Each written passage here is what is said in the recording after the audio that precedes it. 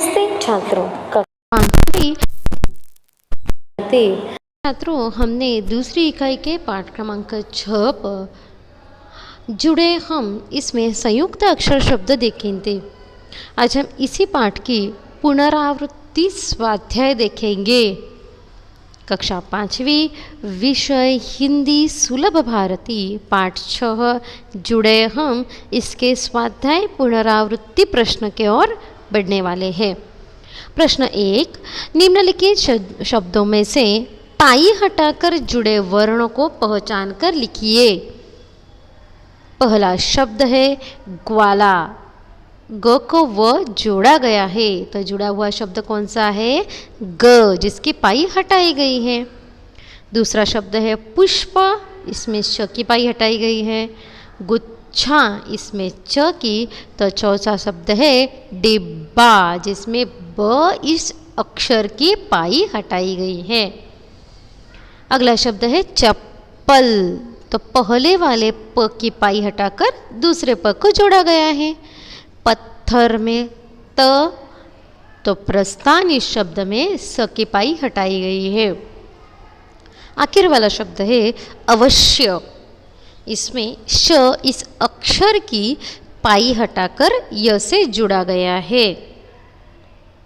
प्रश्न 2 है यहाँ पर, निम्नलिखित शब्दों में से हल लगाकर जुड़े वर्णों को पहचान कर लिखिए।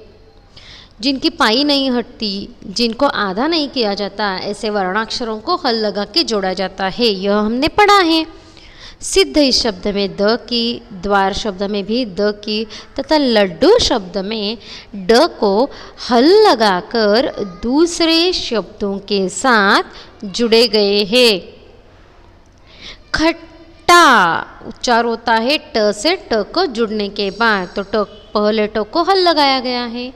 बाह्य, सिद्ध, पाठ्य, इन सभी शब्दों में दिए गए वर्णाक्षरों को हल लगाकर जोड़ दिया गया है। समझ में आ रहा है? आगे हम देखेंगे प्रश्न क्रमांक 3, निम्नलिखित वाक्यों में से संयुक्त अक्षरों को रेखांकित कीजिए। यानी जुड़े हुए शब्दों को हमें क्या करना है? रेखांकन करना है। वाक्य है मुख्य लक्ष्य पर ध्यान लगाओ। इस वाक्य में क्ष, क्ष, ध्या, यह जो शब्द है इनमें जोड़ाक्षर लिखा गया है। आगे है प्रहलाद, विद्या, चिन्ह बनाओ। वाक्य 3 है अक्कड़ फक्कड़ गफ्फार उत्तम। इन सभी शब्दों में जो जोड़ शब्द संयुक्ताक्षर लिखे गए हैं उसके नीचे आपको पेंसिल से रेखांकन करना है। आगे वाक्य है अग्रसर महाराष्ट्र सर्वोत्तम।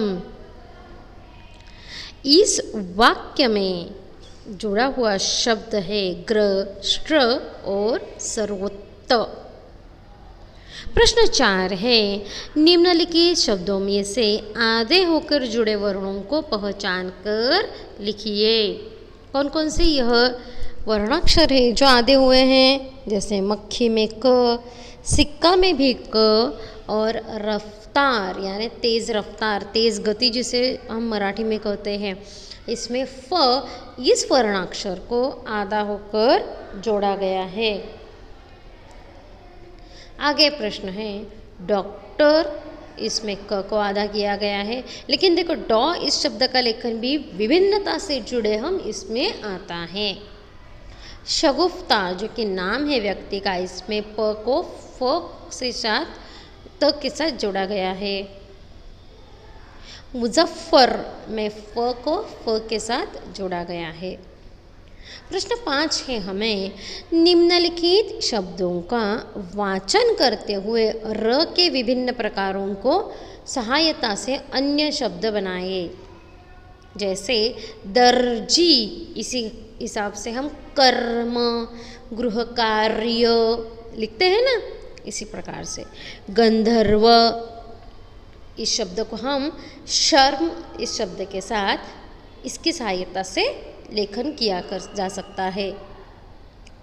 इंद्रधनुष्य, उसी प्रकार से प्रथम इस शब्द का भी हम लेखन कर सकते हैं।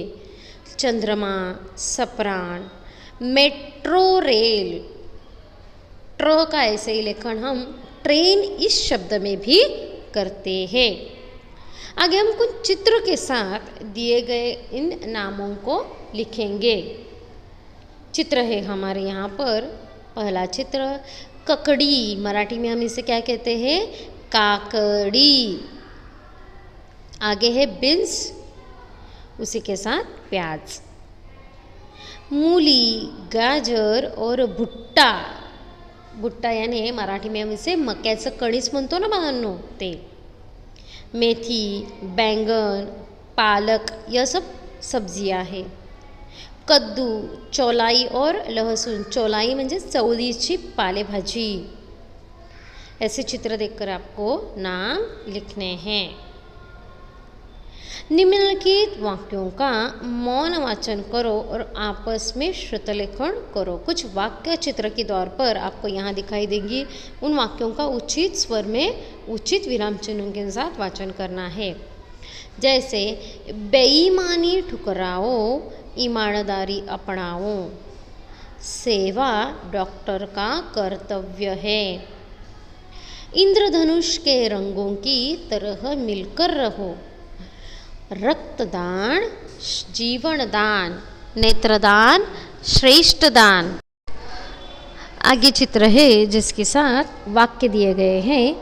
मक्खी मच्छर भगाओ और रोग मिटाओ। राष्ट्रीय संपदा स्वच्छ रखे सर्वदा।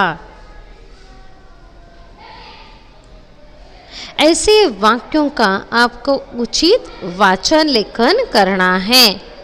पौधे लगाओ, प्रदूषण हटाओ।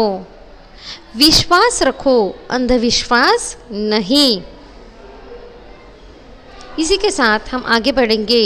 दिए गए वाक्यों में उचित विराम चिन्ह लगाओ, जैसे पूर्ण विराम, अर्ध विराम, अल्प विराम, अवतरण चिन्ह, उद्गारवाचक चिन्ह। इन सभी चिन्हों का प्रयोग करके आपको वाक्य फिर से लेखन करना है।